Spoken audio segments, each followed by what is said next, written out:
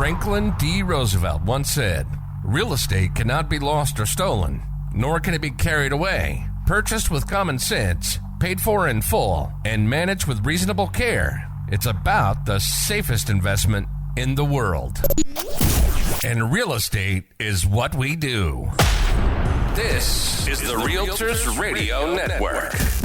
There's no sense in overcomplicating real estate. And if you're a first-time home buyer, an investor, or a real estate agent, you're about to get useful, practical, and smart advice on every facet of real estate. Welcome to the Realtors Radio Network. Now your hosts, Santos Garcia, Marcos Suarez, and Dawn McCullough.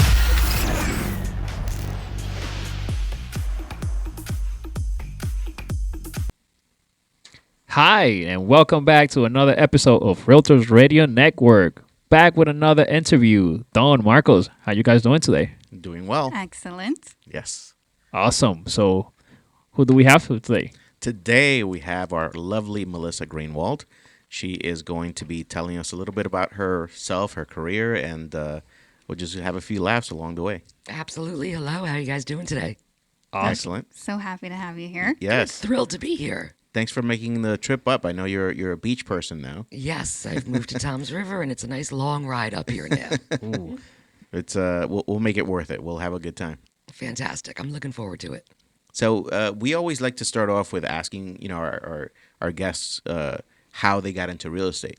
So because we're all curious. We know you have a diverse background, but we'll start off with how you got started in real estate.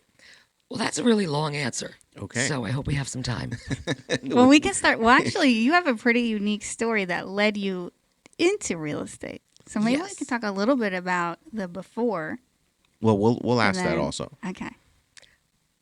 So I got into real estate. I've had about 6 or 7 full careers.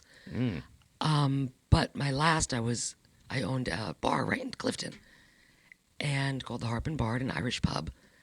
And while I was doing that, which we'll tell lots of stories later about, I found that a lot of my customers, because they trusted me, they knew me, I had nothing to do with real estate.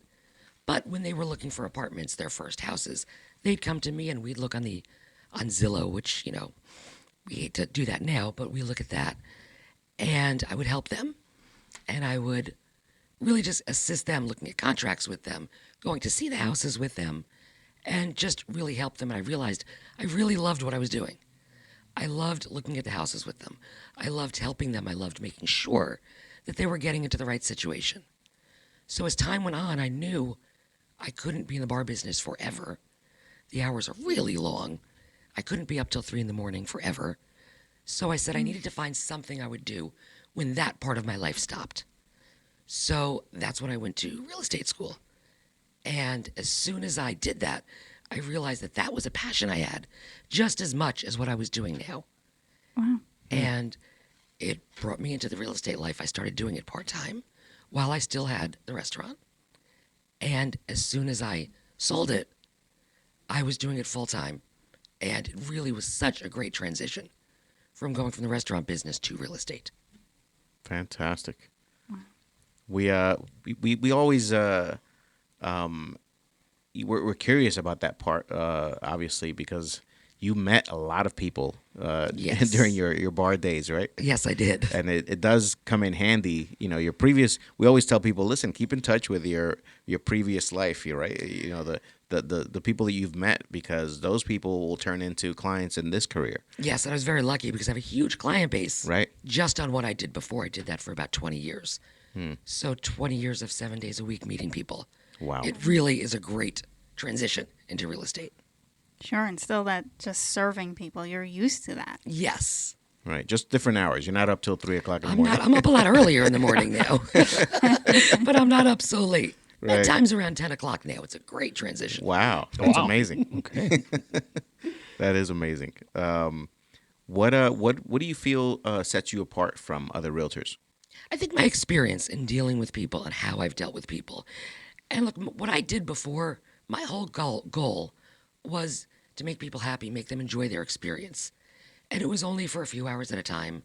The regulars, 5 days a week, 4 days a week. But when they walked in, I wanted them to be comfortable. I wanted them to be happy. Now moving into real estate, it's the same thing, but on a much bigger scale. I want them to be so happy with where they're going to live, the choices that they make. And I want to make sure that they're informed. And I'm the person that could do that. I've been doing it forever with them, just helping people out. And it really is a smooth transition because before I was making sure they're happy with their food, with their drink. I'm just having a social network, somewhere they could go, somewhere they could be comfortable. And now moving into real estate, I'm doing the same thing. I'm very, what's the word I'm looking for? I'm just comfortable being with all kinds of people. Sure, it's familiar to Yep. you. You Yes, know that sure. kind Yeah. of scene. And helping them now to find their dream home, their starter home, their vacation home, whatever it is we're doing now. I just get so much joy out of it. And it's the same joy I got by giving them the food, the drink, the companionship, everything else that they needed day to day. So I think for me, coming from that career, it's great. And I give them a lot. And I really know how to deal with them on a personal level. How long did you have the bar for? I had it for 18 years. Wowzers. Yes. And That's I was in the restaurant business for 30, but I had mine for 18 years times, wow, that would probably be a good book of stories. Right? I'm actually writing a book about that, so Nice. that's to come later. Nice. Well, I wanted to actually, if I could, I just add something. You asked Melissa kind of, what sets her apart. And I've had the opportunity of working alongside Melissa on a number of transactions. And the one thing that always kind of really stood out to me is that she's very relatable with her clients, and they all are treated like family. So she's really serving people, with all of her heart and really, concerned about what's in their best interest. And in just the business of sales, you don't find that, not just in real estate, but in any type of sales. Thank you. You don't always find that. So Thank it's you. a very great trait to have. So she cares.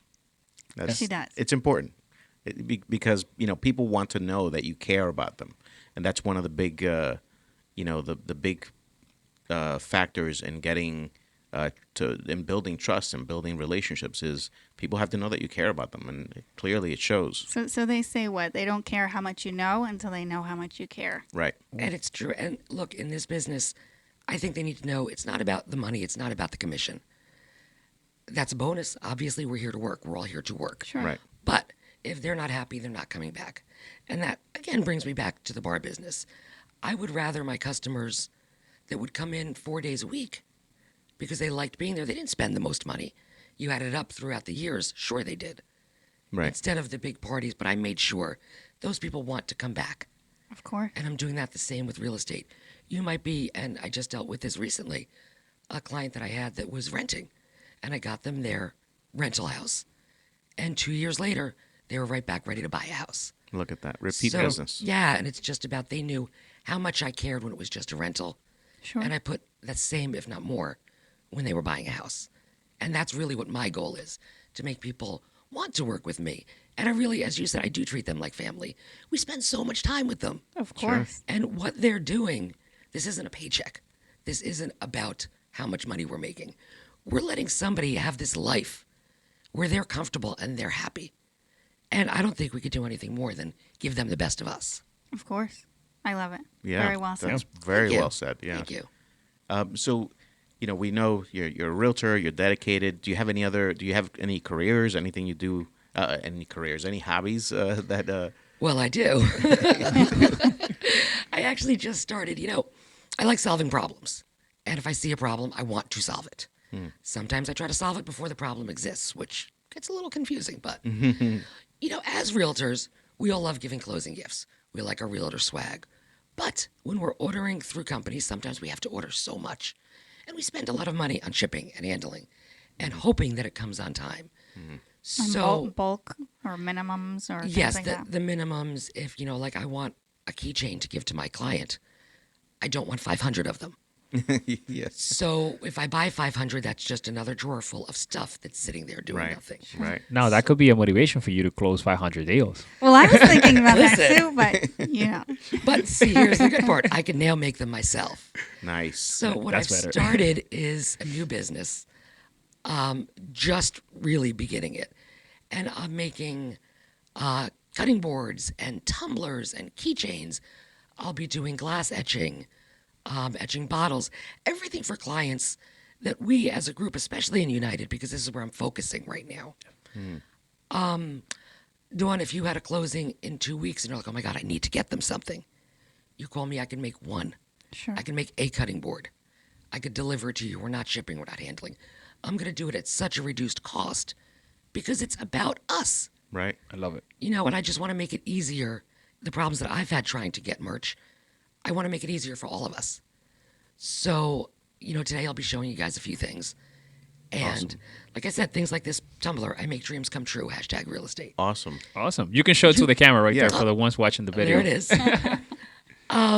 You know, we walk around with these things. People will ask you about real estate. If you're just walking through a store, you have a regular coffee cup. Nobody knows what you do. Right. And our whole goal is to meet more people and let them know we're here for them. Sure. This is what we do. This is how we get Fantastic. our clients. So as agents, I'd love to do this. I don't want 50 of them. Right. There are about 50 of them in my house right now. That's for you guys. But you want to buy one or two, Sure. and I'll be able to do that. And my goal is to just take the orders, bring them up to the office. We don't worry about shipping. You could pick them up here. So I'll be coming up twice a month, depending on the orders, maybe more, and just dropping them at the office, and you could pick up. There'll be no shipping, no prices for that. Awesome. You want one thing, two thing, but if you do want 50 keychains, I Yeah. could do that too. Fantastic. Yeah, So- you know, it's funny that I mean, it's great that you've turned your hobby into a business. Yes. And especially, you know, you're around a group of 600 realtors that are always doing something, always closing, always having Yeah. client parties, right? We're always out with friends. We're always, you know, and, you know, it's the middle of summer right now, but or approaching summer, really, the deep parts. And, you know, you have to start thinking about Thanksgiving, Christmas. What are you giving away to who? Yes. The cousin, the you know, the friends that you haven't seen in a while. Oh, here's a keychain. Here's a little coaster. You know, here's my mug with my mug. Can you print like things other than like a Can you put my mug on a mug? on a mug? I could put your mug on a mug. And I Awesome. could personalize everything. I didn't want to What go you're- for the pun, but Well, I did. I'm a big fan of puns, so bring them at me. But you know, you Fantastic. could put your client's name on them, your name on them. Cutting boards, you know, when I'm doing them, I don't necessarily want my name on their cutting board. So when I Sure. do the designs, what I do is on the back of the cutting board, put my information. Right. It's always there. It doesn't have to be in their face. Right. But listen, they pick up that cutting board to wash. They wash both sides. They're still looking at my Hopefully. name. we hope. I'm not going to their house for dinner if they're not watching both sides. Oh man. But yeah, so I just think it's something, and it's fun to do. I went from cooking every day. I needed an outlet. I needed something creative to Sure. do. It became this, and I'm loving every minute of it. Well, we're gonna keep you busy. Awesome. Is it Melissa's merch? It is Melissa Makes Merch. Okay, cool. Got I'm a it. big fan of the We're 3 gonna have to M's. start following you. For real estate, it's Melissa Manifest Moves. Oh, Oh, the M M's. cubed. M M cubed. cubed. Maybe you should M just for- call it M cubed. I and like just have M Cube it- because then it could be the parent company. Can't be 3M because that's owned already. That's Right, so already- you can do the M M cubed cubed. on like cubed, the yeah. house on the roof part, and then all. Oh, I like it. Yeah, you heard it here first. Yeah. This is We it. gave her the idea. So Melissa Makes Merch and Melissa Manifest when Moves. she goes global, this is gonna be where it started. yes. right here. Do you have any crazy stories in real estate? Anything odd Is there that's anything happened? that's not a crazy story in real estate? Well, there are a lot, but I mean, you can leave some of it for the book that you're writing, but Right. do you have anything you can share with us today? I mean, with real estate, every client is different. Every agent we're working with is different. But listen, it's not really crazy, but it's really just about knowing I'm a different person where I need to be. So if I have clients that I've known for 20 years through the bar, we're gonna have a lot more fun. We're gonna do this, but they also know when it comes down to the end, I'm as professional as they can be. Sure, down to business. I had a couple clients that were friends of mine from the bar, and they were the ones that actually I got their apartment. Then when they were looking for a house, Dawn, you know them, I do. great guys, absolutely wonderful. But when we're looking for a house, the one thing they said to me was absolutely no bi-levels, no bricks, and everything has to be fenced in. So they got a house with brick that's a bi-level that had no fence. Of course, you're asking the universe. Right. Yes. So what I'm starting to do now that seems to be a lot of fun with my clients, because they tell me they know exactly what they want. And listen, I thought I knew exactly what I wanted. I just purchased a home in March. Nice. I thought I knew exactly what I wanted, and it wasn't. So I have these little boxes that I'm now engraving. And it's really fun, and I would suggest people doing it because it's kind of something really cool you could do with your client. That I'm having them write down everything that their must-haves. It has to be this. It has to be, in this area, it has to be this style. It has to be, all their details. And they give me the list, and I put it in the box, and we don't touch it again. Now, when we buy the house at closing, I come back and give them the box. Nice. And say, now open this up. Like your little time capsule. Yes. Yeah. And That's pretty cool. typically, there's almost nothing the same. A few, there are a few standards. The number of bedrooms or bathrooms may have not changed. But so many other things have, and they look, and I say, this is why at the beginning. That is so I tell clever. you, please leave it open, and let's look at some things that you may not think you like. I have a client that I'm working with now that said, absolutely no, when we're down the shore, no cedar shake. I hate cedar shake. Cannot get a house with cedar shake. Took him to see a house. He said, I'm not going to go. It has cedar shake. I said, just come on. Let's go see the house. He loved the cedar shake. He wound up not getting that house for other reasons, but now he goes, Melissa, you can show me all the houses with cedar shake you like. Right. So, but it's things that people That's think in their fun. heads they don't like. Of course. But Well, the they're little even box they're is- even making like vinyl siding look That like looks cedar. like- yes. Right. That's Yeah. it's a thing now. And down the shore, it's a big thing. It's a big style. Sure. So if somebody says to me, absolutely not, I'm going, you just cut out half of what I could show you. And there's not much on the market. Well, maybe that's all you should show them. Yes. Because that's what they're going to buy. And they definitely will. So yeah, getting the little box and putting in what they absolutely must Oh, have. I love that. I think is a really great idea, and it's worked so far really well. And at closing, we just laugh and go, "Oh my God, I can't believe I said that." Look at this house, and they love everything they found. Right. So it just encourages people to be more open, Right. and let us as agents do our job and show them some things that are outside of the box of what they think their must-haves are at the beginning. Sure. Right. What do you feel are your biggest challenges so far in real estate? I'm obviously being down the shore now. I'm learning a lot of new areas. I'm learning a lot of new things.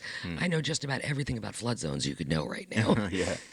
But one of my biggest challenges is having moved. I had this big client base here, so now I have to start remarketing myself. And so that's something that I'm now starting to work at. The good thing is a lot of people want to move down the shore. Yes. So I Sure. still do have a lot of clients up Right. here that call me Right. and say, listen, we're thinking about going down. Obviously, we all know there's not as much inventory as there used to be. Right. And I think people get confused when they look at, because there's not as much, the interest rates being so high right now. And I'm trying to explain that interest rates change. Of course. And if they find that, especially down the shore, because you could do a lot of things, but you can't make more water.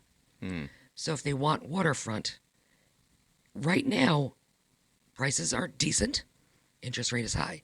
If they wait for the prices to drop, for the interest rate to drop, prices are going to go up and we're going to have the bidding wars again. Right. So trying to really explain that to people, especially in a situation where houses used to be, say, $400,000, now they're $600,000. They're not going down. There's not enough property down there anymore. So hopefully taking the interest rate out of the equation and knowing that that will change eventually and we can refinance. So really just start looking for what you think you want and don't worry about the inventory right now. I'll show you everything humanly possible. But once it opens up more, we're going to have more people coming down. So I think it's a great time right now to look down the shore. Absolutely. And that's one of the big things that I'm trying to explain to my customers. Yeah, you know what? It's one of the things that we've been saying for a while, but it takes a while for things to catch on.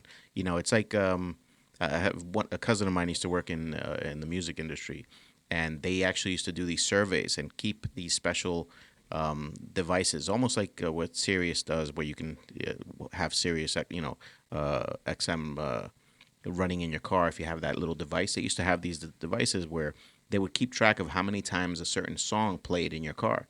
And then they'd ask you, oh, how do you like this song? You like it from the first? Oh, I loved it from the first time I heard it. And it was like the 12th or 14th time. before you they don't realize you've right. And we have to tell people so often. We have to go back to that in real estate, where we've been saying it for a while, but it hasn't caught on. That you marry the house, but you date the interest rate. Yes. You're just dating it. You're not marrying it. You're That's not a keeping it great way to forever. put it. You're just dating. Oh, when that changes, you change that mortgage, so that the interest rates that do suit you, you get to keep. Those you marry later on. You date it for a while. That's a great way to put it. I love that. I'm going to use that. You should. But that's the idea. What do you feel? What would you like to have known before? Like, if someone could have told you before you got into real estate, oh, this is what you should know about real estate, what would it have been? I would have come to United first. Oh, nice. Oh. That's one thing, because I did not enjoy it as much. And I'm not saying, anything wrong with the other company, but I just got such a warm, homey feeling when I came here. Awesome. And it was something I wanted to work more. I wanted to be in the office more. I wanted to work with people and get to know people more. And so really, I think it's very important, especially when you first start, to really research and find out about the agencies that you could work with. Yeah. Because as soon as I walked in the doors and I joked around, I went to a breakfast with you, actually invited me to breakfast. And I left that saying I drank the Kool-Aid.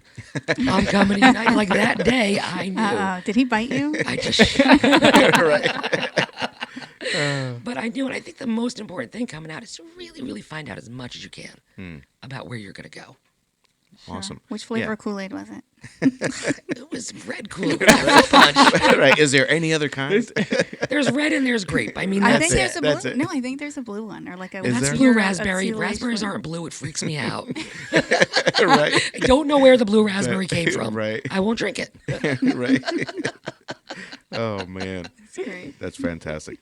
How long has your longest transaction taken? Still going on. Okay. No, the longest transaction. I don't think they were really Could that it long. have? Could have been your own, I think it was my own. or the when How you long? when 2 you sold months? your bar. 3 months? Could have been. Mine was just about 3 months. Oh. And it was not supposed to go that long, but there were a lot of things that happened along the way. Things happen, right? Life. Of course. Look, when I bought my house, there's a beautiful swim spa. I loved the swim spa when I saw it. Unfortunately, didn't know at the time it didn't pass the CO. When the previous owner had put it in, she got a permit, didn't put it where it was supposed to go. So now, right before closing, we've got to get rid of it. We've got to do something. So, these things happen. And, as I tell my clients, you just have to take it for what it is. We're going to get in there. The changes are going to be made. Everything's going to work out in the end. Sure. But I do think you're probably right. I think my transaction was the longest. Or even your building. That one could have been the longest. That right? didn't. That wasn't that bad. Yeah, no. I really think my house was it. But I love where I wound up, and I took over a year looking for this house. So Yeah. even and I explained that to them as well. We may not find it today or tomorrow.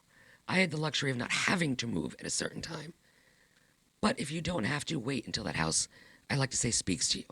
You Sure. walk in and and you see it, and we all see it on our clients' faces. They'll walk in, someone go, I think I could do this. I don't know.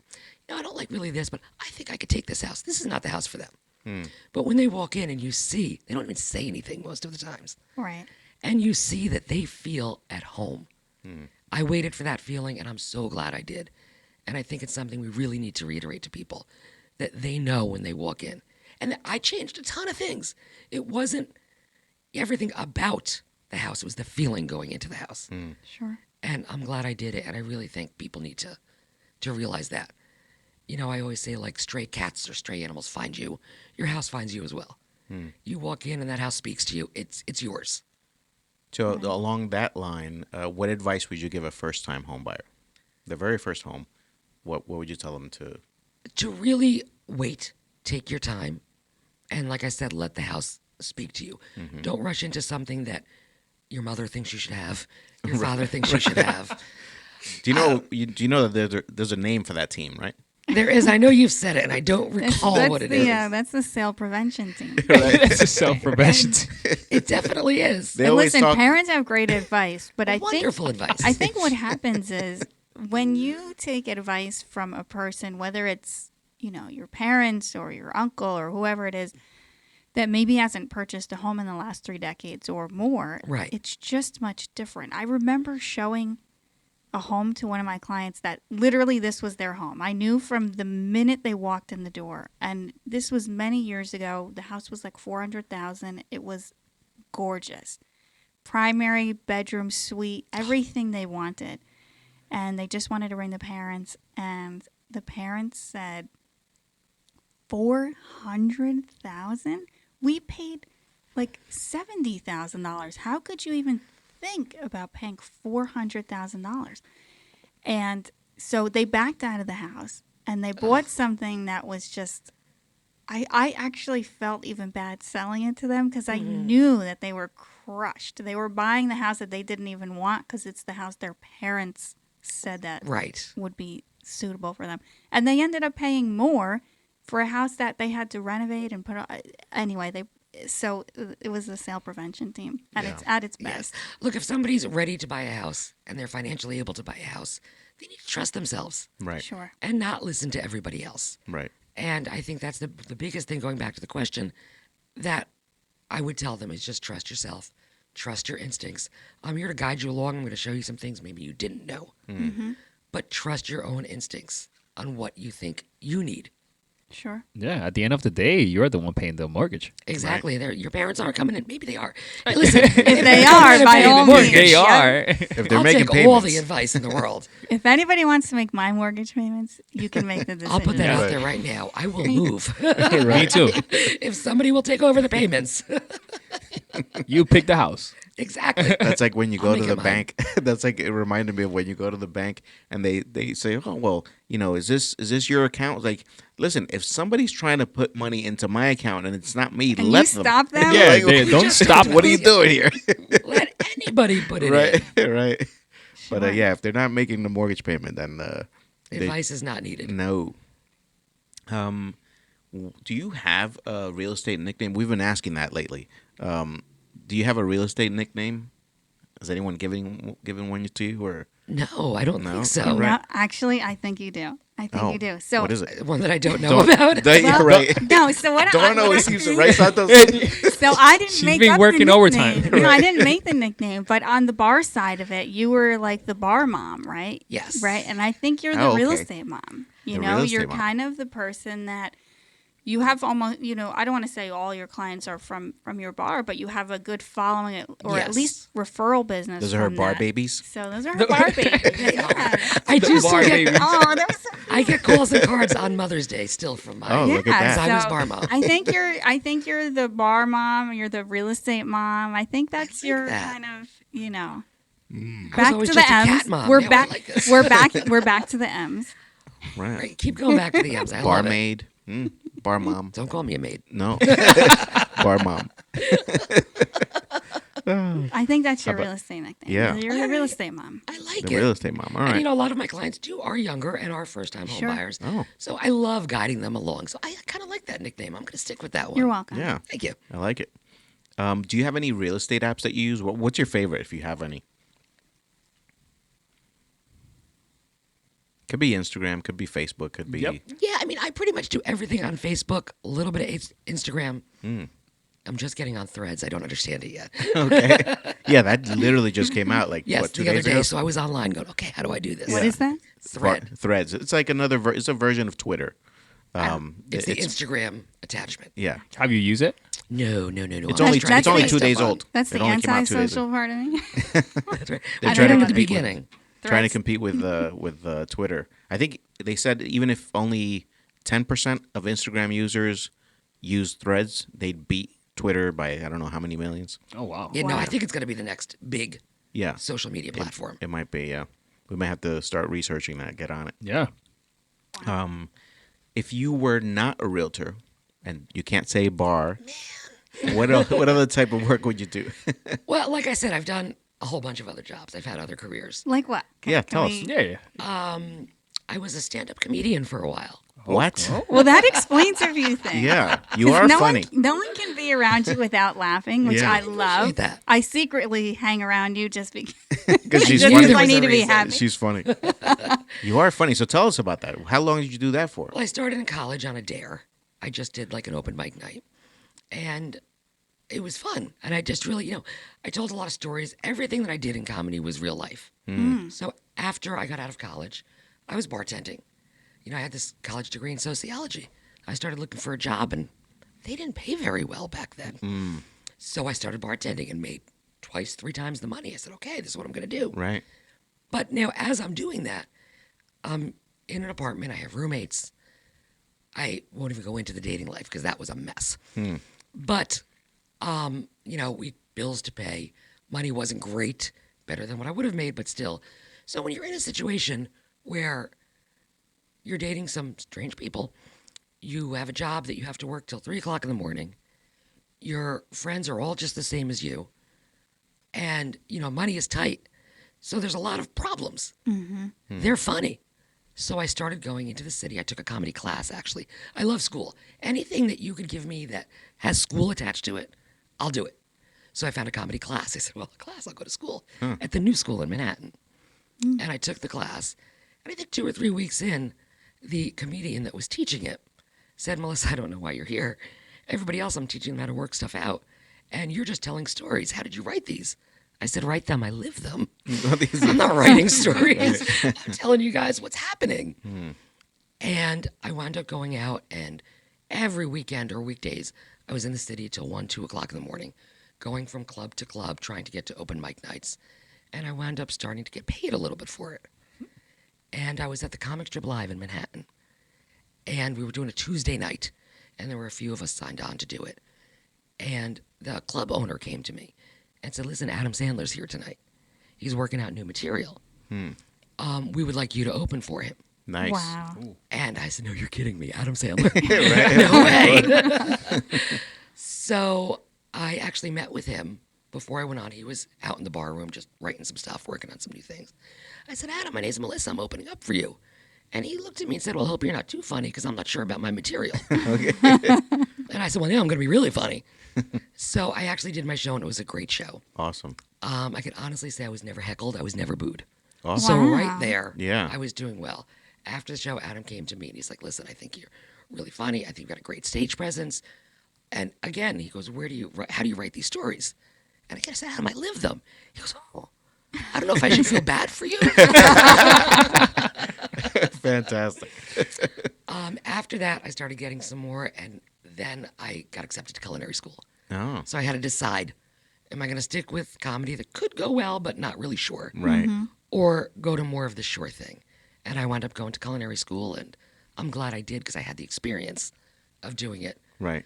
But then I actually had a job that paid pretty well. So, Good. you know, it was definitely a good transition. And once again, that being able to speak in front of people and being able to tell stories, and talk about putting your heart and soul and your soul on the line. You're out there telling stories about real things that have happened, and people are laughing and going, they're really laughing at my sadness. Right. But But it that's what wasn't. comedy is most That's of the what time. comedy It's is. pain. You know, you're out there alone and you're telling stories. Yeah.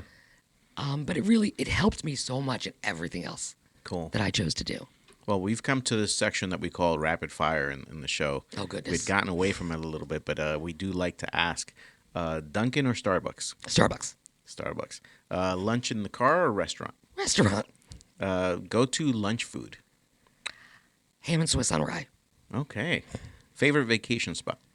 I live in a vacation right now, so it's home. Other than that? Oh, man.